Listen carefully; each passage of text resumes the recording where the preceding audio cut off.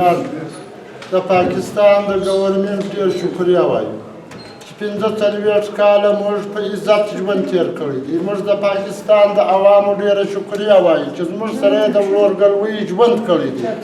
مګر نن چې پر موږ د کډې د بار یو کم امر سوی دی، د پاکستان حکومت ته هم معلومه ده، د پاکستان عوامو ته هم معلومه ده چې موږ په دا 45 کاله کې موږ دلته ډېرې خوارۍ کړي دي.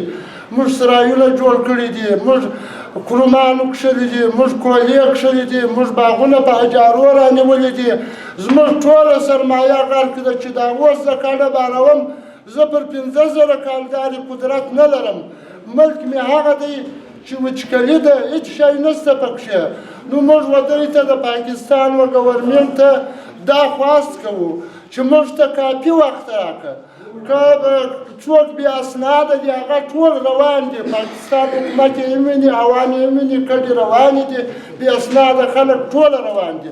نو موږ وخت غواړو، کافي وخت غواړو، په عزت د پاکستان څخه خپله کډه غواړو چې په عزت معیار کې زموږ د پاکستان د اسلامي ورور دی، زموږ سره ډېره همکاري کړې ده، اوس به هم ورورګلوي راسره کوي.